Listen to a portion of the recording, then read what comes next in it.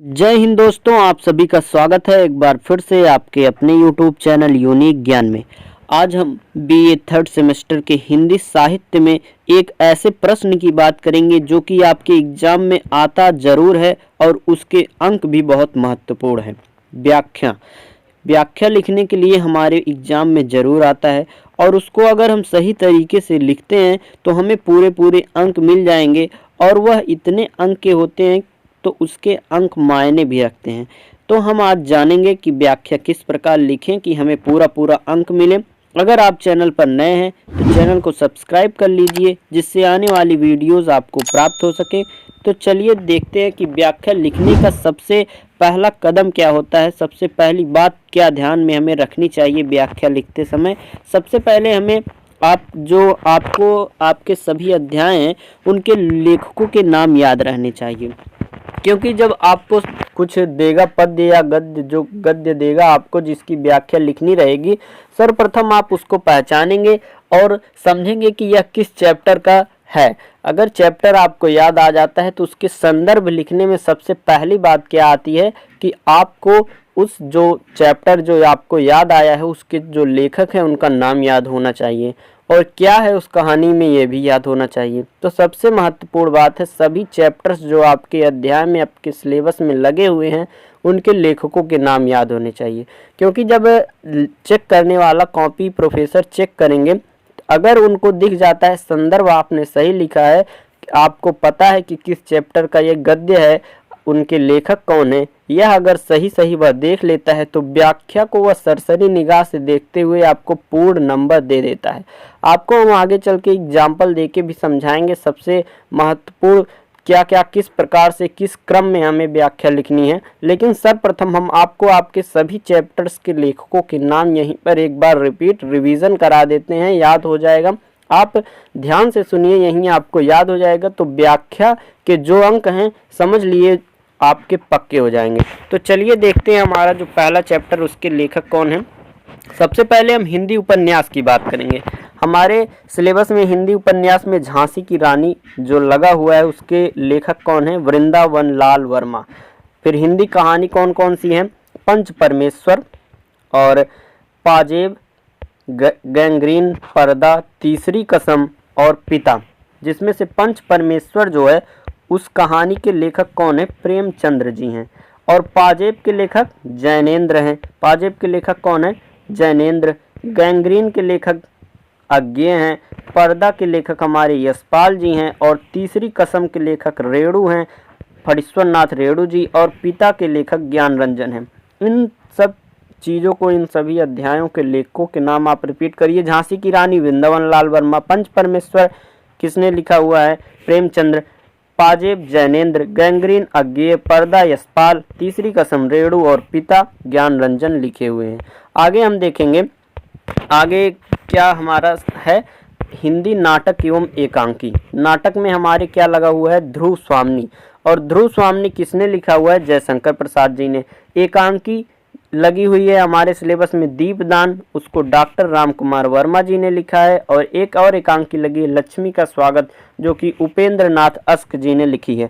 इन सभी हिंदी कहानी, नाटक, निबंध जो भी आपके सिलेबस में लगा है सबका सारांश हमने बहुत अच्छे तरीके से बताया हो। किसी भी चैप्टर का सारांश अगर आपको नहीं आता हो तो आप चैनल पर विजिट करिए, आपको उस चैप्टर का सारांश मिल जाएगा और आप पढ़ सकते हैं, आपको अच्छे से समझ में आ जाएगा।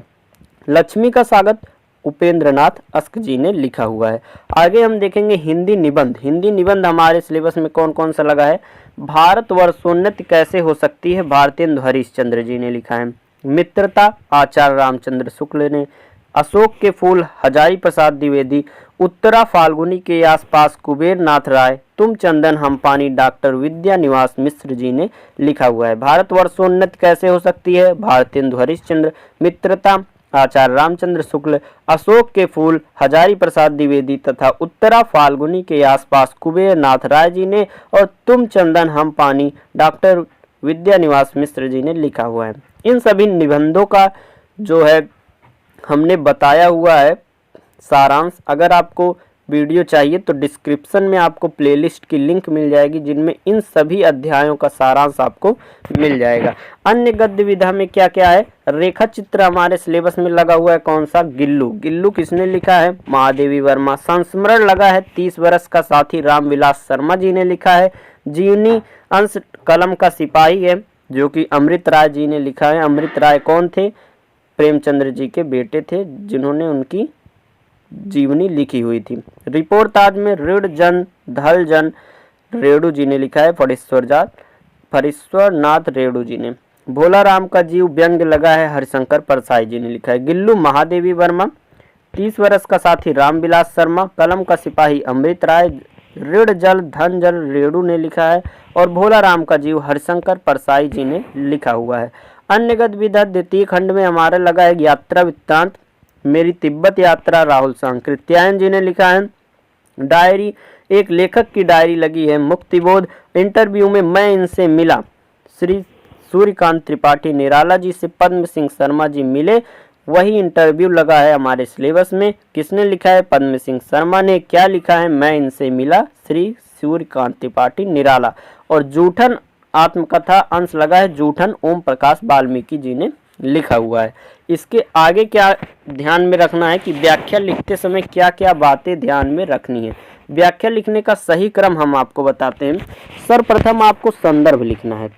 संदर्भ तभी लिख पाएंगे जब आपको चैप्टर्स के नाम पता हो और चैप्टर्स के लेखकों के नाम पता हो, अध्याय के लेखकों के नाम, जो कि हमने आपको बता दिया है। ध्यान से आप सुनेंगे तो आपको यहीं पर चैप्टर्स के लेखकों के नाम और चैप्टर्स के नाम भी पता हो जाएंगे। अगर किसी भी चैप्टर का आप सारांश नहीं जानते हैं तो प्लेलिस्ट की लिंक आपको नीचे मिल जाएगी डिस्क्रिप्शन में, वहां से आप देख लीजिए। फिर आगे हमको लिखना है प्रसंग, उसके पश्चात व्याख्या, फिर विशेष। ये 4 क्रम से ही लिखना है। व्याख्या लिखने का यही सही क्रम होता है। सर्वप्रथम क्या? संदर्भ, फिर प्रसंग, फिर उसके बाद व्याख्या, फिर विशेष। ये चारों चीज क्रमवार हमें लिखनी है। इसका हम आपको एग्जाम्पल देके समझा देते हैं तो आपको अच्छे से समझ में आ जाएगा। सबसे पहले एक हम पद्य ले लेते हैं, उसका आपको एग्जाम्पल देके व्याख्या करके बता देते हैं। हमारा गद्य क्या है? सुनकर तुलसी के मन में मेधा भगत के प्रति कौतूहल जागा और स्पर्धा। मन कहने लगा मैं भी ऐसा राम राम जपूं कि सारी दुनिया ऐसे ही मुझे भी देखे। होड़ लेने की इस इच्छा के साथ ही नई उम्र की बेताबी के उनके भीतर डाह भी जगाई। सोचने लगे कि अब भी उनकी राम भक्ति में कोई कमी तो नहीं है। वह अपने आसपास की सारी दुनिया को दिन रात देखा करते थे, पर कोई भी उन्हें अपने समान राम प्रेमी अब तक नहीं मिला है। मुंह से झूठ मूठ राम राम शिव शिव कह लेने से कहीं भला भक्ति भाव जगती है। संदर्भ में अब आप तभी लिख पाएंगे जब आपको पता हो कि ये जो है लगा हुआ है यह किस चैप्टर का है। यह मानस का हंस का लगा हुआ है। इससे आप प्रसंग संदर्भ में लिखेंगे। प्रस्तुत गद्यावतरण प्रसिद्ध कथाकार पंडित अमृतलाल नागर की उपन्यास रचना जो है मानस का हंस से ग्रहित है। यह उपन्यास भक्त प्रवर महाकवि तुलसी के जीवन पर आधारित है। आप ये भी याद कर लीजिए, मानस का हंस उपन्यास जो है वह अमृतलाल नागर जी ने लिखा हुआ है। पंडित अमृतलाल नागर जी ने लिखा हुआ है। किसके बारे में लिखा हुआ है? तुलसीदास के बारे में। देखिए संदर्भ लिखने का सही तरीका क्या है। आप लिखेंगे कि प्रस्तुत गद्यावतरण प्रसिद्ध कथाकार, जो भी कथाकार हो आपके एग्जाम में जो आए उनका नाम लिखिए। फिर उपन्यास या कहानी जो हो उस कहानी का नाम लिखिए, से ग्रहित है। यह उपन्यास भक्त प्रवर महाकवि तुलसी के जीवन पर आधारित है। फिर सप्रसंग व्याख्या लिख सकते हैं या प्रसंग भी अलग से आप लिख सकते हैं। तो सप्रसंग व्याख्या में लिखेंगे आप प्रस्तुत गद्यावतरण में मेघा भगत की राम भक्ति की बड़ी चर्चा है। उन्हें राम के विरह में आनंद की मूर्छा भी पड़ती है। वे आठों पहर राम के दीवाने बने रहते हैं। उनकी वाणी पर जैसे सरस्वती विराजमान रहती है। अपने मित्र गंगाराम के मुख से मेधा भगत की ऐसी प्रशंसा सुनकर तुलसी आश्चर्यचकित हो जाते हैं और मेधा भगत की गहरी राम भक्ति के विषय में सुनकर तुलसीदास के हृदय में एक तरफ स्पर्धा का भाव जागृत हो जाता है। तुलसी के हृदय में विचार उठने लगा कि वे भी मेधा भगत में जो मेधा भगत है के समान राम नाम की ऐसी साधना करें कि दुनिया उन्हें भी उसी रूप में देखने लगे। तुलसी के हृदय में स्पर्धा की इच्छा के साथ साथ युवावस्था के उताव लेपन के कारण अंतस हृदय में ईर्षा भी जागृत हुई। वे सोचने लगे कि अब भी उनकी राम के प्रति निश्चल भक्ति में कोई कमी नहीं है। वह अपने आसपास के संपूर्ण जगत को अहर्निश अवलोकन करते हैं, परंतु अपने जैसा कोई राम भक्त उन्हें अब तक नहीं मिला है। वे सोचने लगे कि झूठा राम राम और शिव शिव का भजन करने से किसी व्यक्ति के हृदय में भक्ति भाव जागृत नहीं होता है। अगर भक्ति प्राप्त करनी है तो कठिन साधना करनी पड़ेगी। विशेष उसके बाद आपको लिखना है, विशेष में पॉइंट वाइज भी लिख सकते हैं आप, या ऐसे सीधे सीधे लिखेंगे। तो इसमें पॉइंट वाइज हमने बताया कि इस गद्यांश में प्रसिद्ध राम भक्त मेधा भगत को गोस्वामी तुलसीदास की राम भक्ति का प्रेरक बनाकर प्रस्तुत किया गया है। इस गद्यांश में प्रसिद्ध राम भक्त जो मेधा भगत हैं को गोस्वामी तुलसीदास की राम भक्ति का प्रेरक बनाकर प्रस्तुत किया गया है। अर्थात इसमें दिखाया गया है कि गोस्वामी तुलसीदास जी जो हैं वह मेधा भगत के राम भक्ति से प्रेरित होकर राम भगत बने हैं।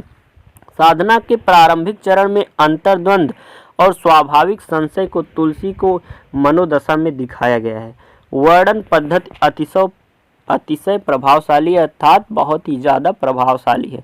यह था पूरा क्रम से किस प्रकार व्याख्या लिखा जाएगा, पूरा तरीका, जिससे आप अगर इस प्रकार लिखते हैं तो आपको पूरे अंक प्राप्त होंगे। धन्यवाद। मिलते हैं अगले वीडियो में। अगर वीडियो अच्छी लगी हो तो दोस्तों के पास शेयर करें।